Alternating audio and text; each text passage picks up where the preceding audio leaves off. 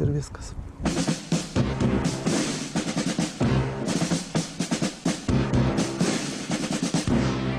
O dabar susipažinkite. Anbo eskadrilė, Pociūnų aerodromas. Arvydas Šabrinskas, komandos vadas. Rolandas Kalinauskas, lėktuvo projektas ir gamyba. Gintas Staniulis, finansai. Šarūnas Malinauskas, variklio meistras. Skirmantas Liutkus, lėktuvo sparnai. Valdas Šernius, sklaida. O svarbiausia – uniforma. Šį kartą autentiška. Tokia vilkėjo tarpukario lakūnai.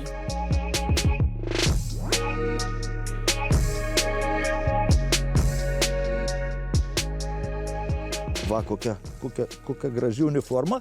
Tai buvo kasdienybė, nešiodavo ir tais laikais 26 metų berods modelis su šituo stačiu kaklu. Tie batai sako todėl, kad čia jeigu pilotai dažnai žalodavus, jeigu lūžta koja, kad greitai tą koją išimti, kad nereiktų pjauti. Taip aiškina, čia visokios versijos.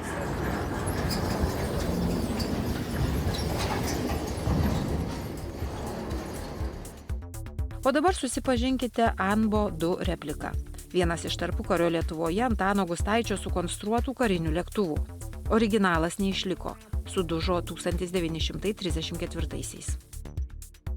Tai yra iš esmės motocikliniai ratai, tik labai sustiprinti, sudėti stipinai ir dėl aptakumo apdėta drobė. Visą tai reikėjo pragalvot padaryti. Amortizatoriai kaip veikia, va čia gumos. Vėl čia ne mūsų išmislas, o taip darydavo. Va, gana minkšta. Ir tais laikais, ir dabar paprastai vadinama ferminė santvarinė konstrukcija santvaros. Iš vamzdelių suvirinta viskas. Čia yra vadinamas skersvai arba eleronai, bet kurie ir šiuolaikiniai lėktuvai lygiai taip padaryti. Čia lėktuvas pavirsta, daro posūkį, galite pažiūrėti uodegą, aukštumos vairas, nosis lėktuvo spaudžiama uodega žemyn, nosis kyla ir priešingai. Tai čia visą laiką reikia gana tiksliai valdyti. Va čia vairolasdė, pedalais judinama. Uodegos amortizaciją galiu parodyti, kaip veikia labai. Irgi pirmą kartą pamatai tokį kuolą, atrodo kažkokia nesąmonė va šitą. Bet kaip jis gražiai dirba. Jeigu aš čia pakelsiu, va kaip jis gražiai. O, mat, tai yra kuro bakas. Iš karto netkreipim dėmesio, šiaip jau būna visada 2 kuro bakai, bet Gustaitis buvo įdėjęs 1 baką. Tas lėktuvas kainuoja, sakysim, visa gamyba, viskas, kaip truputį krūtesnis automobilis arba šiaip nedidelis lėktuvėlis, jeigu žmonės perka.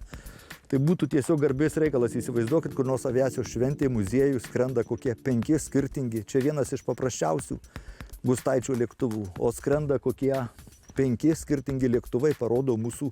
Ir aš tikiu, kad tai tikrai bus. O po to viskas čia yra drobė, paklodė. Sakykim, kokybiška, gera medvilninė paklodė. Tais laikais lino audinys būdavo. Ir čia labai daug mūsų moteriškės dirbo, drobė prisiūta.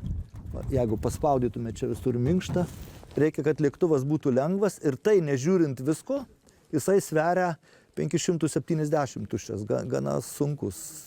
Tiesiog jau lengviau neina padaryti. Su Rolandu mes gavom gal tik 1 brėžinį originalų, truputį gabaliuką 1 mazgo, nedaugiau. O visą kitą kūrėm iš nuotraukų, išsimatuodami atstumą tarp Gustaičio akių, manydami, kad atstumas yra standartinis pagal ūgį ir tada matmenys dėliodami visų kitų dalykų. O šitą lėktuvą reikėjo gaminti taip, kaip jis buvo padarytas. Ir va šitos bangelės, ar ne, čia yra įtemptas trosas, viela įtempta, jos tiesiog buvo tokia mada, reikėjo daryti būtent taip, nors tai labai sunku pasiekti. Tai lėktuvo pačia mato tą įsikišimą. Diskutavom galbūt kokį mėnesį ir daugybė laiškų buvo surašyta, kaip jis padarytas, iš skardos, iš medžio, rėmo, iš dar bet ko pagaminta iš skardos ir aptraukta audiniu. Visos pasaulio šalys saugo savo istoriją ir jeigu nuvažiuoji kokią Angliją, Prancūziją. Daugybė senovinių lėktuvų. Mes nieko neturim. Yra truputį gėda jau tiek metų po nepriklausomybės. Medžiagos, informacijos irgi beveik jokios nėra. Čia buvo tik tai nuotraukos, maksimum iki 20 nuotraukų. Ten šioks toks susirašinėjimas ir pagal tą medžiagą mes, manau, kad gana tiksliai padarėm. Brėžinius darė mano sūnus. Jis yra baigęs Gustaičio aviacijos institutą ir šiandien dirba prie lėktuvų, prie Boeingų. O štai visi laidai, kurie sunku juos pamatyti laidai, radijos, kontaktai, prietaisų laidai visi yra daryti mano, tai ką aš išmaniau, tą dariau pats. O šis lėktuvas gimė daugiau kaip idėja, ne kaip lėktuvas. Trumpam sugrįžkime į Kauną, kur buvo surinkinėjami lėktuvai Anbo. Prie mūsų jungiasi Lietuvos aviacijos muziejaus istorijos ir leidybos skyriaus vedėjas Gytis Ramoška. Esame seniausiame Europoje veikiančiame Dariaus ir Girėno aerodrome. Kaunas Veiverių plentas. Prieš 100 metį čia buvo Žagariškių kaimas. Vietą aerodromui, beje kaip ir žiemos uostui, pasirinko vokiečiai okupacijos metu. 1915. Tais pačiais metais pietiniame aerodromo pakraštyje buvo pastatytas metalinių konstrukcijų milžiniškas dirižablio angaras. Tuo metu tai buvo didžiausias pastatas Lietuvoje. Šiandien jis neišlikęs. Čia yra to legendinio dirižablio angaro, kurį kauniečiai vadino Cepelino namu, pagrindas. Tam angare paskui buvo laikomi ir Lietuvos karo aviacijos lėktuvai. Ten daug vietos, ten buvo ir saugykla, ir šiokios tokios dirbtuvės, kai reikdavo ką nors daryti. 1922. Aleksote, dabartinėme Europos prospekte, karo aviacijos gamyklos Helisota teritorijoje buvo pastatyti 2 modernūs gelžbetoniniai mokomosios eskadrilės angarai, pavadinti aviacijos parku. Statybų inžinierius Anatolijus Rozenbliumas, Kauno sporto halės architektas. Vienas iš angarų puikiausiai išsilaikė iki šių dienų. Čia 1922-aisiais pirmą kartą buvo surinktas originalios konstrukcijos Jurgio Dobkevičiaus vienvietis sportinis lėktuvas. Po kelerių metų dirbtuvėms pradėjo vadovauti Antanas Gustaitis. Tuomet buvo pradėti konstruoti Anbo lėktuvai. Prie mūsų maršruto jungiasi Vilniaus universiteto istorijos fakulteto docentė Marija Drėmaitė. Reikia sukurti viską nuo pradžių. Tai tas vadinamas research and development, kai yra ir išradimas, ir jo pritaikymas gamybai, ir inovacijos, nuolatinis atnaujinimas. Tai vienas įdomiausių pastatų tai buvo angaras, lėktuvų surinkimo angaras. 1939 metais jį suprojektavo Anatolijus Rozenbliumas, tai vienas žymiausių gelžbetonio inžinierių Lietuvoje. Ir tai tas pats inžinierius, kuris suprojektavo ir Kauno sporto halę. Tai ir labai yra panašus ir tie tokie stoglangiai, trikampiai stoglangiai, nes apšvietimas per stogą. Lėktuvų surinkimo angare galima buvo surinkti 4 Anbo vienu metu. Sudėtingiausias dalykas - stogas. Tas pats ir Kauno sporto halėje. Ta pačią užduotį reikėjo išspręsti, perdengti kuo didesnę erdvę be jokių vidinių atramų, kad nebūtų jokių kitų stulpų ar atramų, kurios trukdytų judėjimui laisvam. 1920-aisiais pirmoji Kauno oro eskadrilė dalyvavo nepriklausomybės kovose prieš Lenkus dėl okupuoto Vilniaus krašto. Kuriant karinę aviaciją daug prisidėjo tuometinis nepriklausomos Lietuvos premjeras Augustinas Valdemaras. Valdemaras buvo labai didelis rėmėjas karo lakūnų. Karo lakūnai paskui net nesėkmingą tokį perversmą darė, norėdami jį atstatyti valdžią 1934 metais, nes 1929 metais Smetona nuo jo atsikratė, jį atleido. Buvo tokia įkūręs Geležinio vilko organizacija, jisai. Lakūnai ten aktyviai dalyvavo.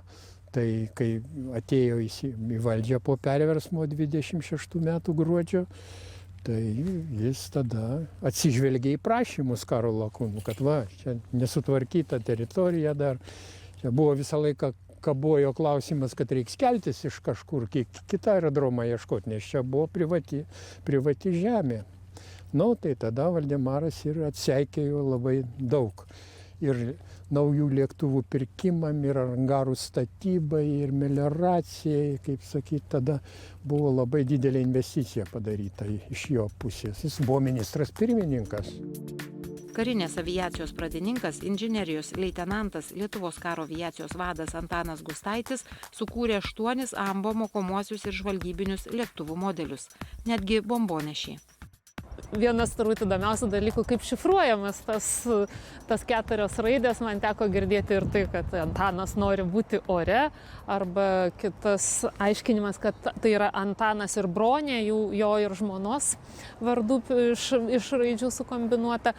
Bet tai, ką sukūrė Antanas Gustaitis aukštojoje Fredoje aviacijos dirbtuvėse, karo aviacijos dirbtuvėse, tai iš tiesų yra labai svarbus tarpukario tokios techninės kultūros reiškinys. Antano Gustaičio sukonstruoti mokomieji kariniai bei žvalgybiniai Anbo buvo vieni geriausių tuo metu gaminamų lėktuvų. Ypač išsiskyrė Anbo 4 ir Anbo 41 žvalgybinio tipo lėktuvai. Jų gamybos licenciją norėjo įsigyti Jungtinės Amerikos valstijos ir Argentina.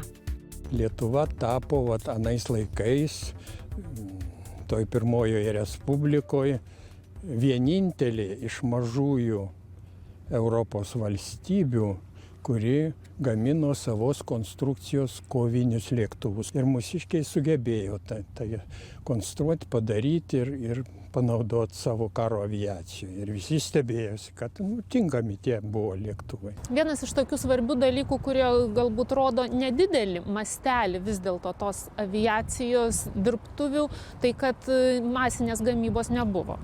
Masinės gamybos nebuvo paleista, o tai buvo tokie vienetiniai rankomis surenkami lėktuvai, net ir jeigu pagal tą patį modelį, bet vis tiek kiekvienas jų buvo rankomis atskirai surenkamas, nes ir tas skaičius jų nebuvo didelis. Apie 100 žmonių dirbo karo aviacijos dirbtuvėse. Grįžkime į Prienų rajoną. Pociūnų aerodromas. Ir Anbo eskadrilės komanda pasiruošusi skelbti žinią apie Lietuvos aviacijos istoriją. Vis tik tai mes padarėm ryšį tarp praeities ir dabarties. Ir norim žmonėms jį parodyti, kad tai, kas buvo tada, kad mes galėtume didžiuotis. Mes buvom tikrai galingi ir didus tuo laiku. Vaikai labai nori pasižiūrėti, nori lipti, jie nori pamatyti, kaip taip yra. Bet jie nežino, kas tas yra ir jau daug tėvų nežino, kas tas yra. Ateina jaunos šeimos ir sako, kas čia yra, čia Gustaičio lėktuvas. Kaip kieno lėktuvas, klausė jis. Gerai. Tai šitas lėktuvas yra jo dvasia. Lietuvos karo vadas, brigados generolas Antanas Gustaitis 1925-aisiais pakilo savo sukonstruotų vienviečių sportiniu lėktuvu Anbo 1. Lėktuvas yra išlikęs ir saugomas Vytauto didžiojo karo muziejuje. Tik apžiūrėti jį sudėtinga. 1934-aisiais Antano Gustaičio vadovaujama Anbo 4 eskadrilė sėkmingai ir tiksliai įveikė 10 000 kilometrų ir nutūpė 12 Europos valstybių sostinių. Prasidėjus sovietinei okupacijai norėta, kad Antanas Gustaitis dirbtų naujai valdžiai. Jis nesutiko ir buvo sušaudytas. Gustaitis tai, ko gero, yra dar svarbesnė mums figūra negu Darius ir Girėnas, nes jisai ir didvyris mūsų, ir kankinys sušaudytas Maskvoje, dėl to, kad niekam ten nesigerino, padų nelaižė, sakė, kad vis tiek čia Lietuvos okupacija yra. Ir dėl to ir buvo sunaikintas. 24 matyti yra gamyklinis numeris, o A tikriausiai Anbo, nes vėlesniai modifikacijoje jisai po remonto buvo užrašyta Anbo 2. Nerašė Anbo, užrašė tik tai A. Šito lėktuvo šaukinys Lima Yankee Bravo Delta Junior. Lyg ir Bravo, lyg ir Junior. Junior kaip jaunuolis. Jis yra pirmas kūdikis atgimęs Antano Gustaičio eskadrilei. Anbo 2. Visai neseniai čia lankėsi Antano Gustaičio dukra, gyvenanti Jungtinėse Amerikos valstijose, Rasa Gustaitis. Pirmą kartą pamatė lėktuvo repliką.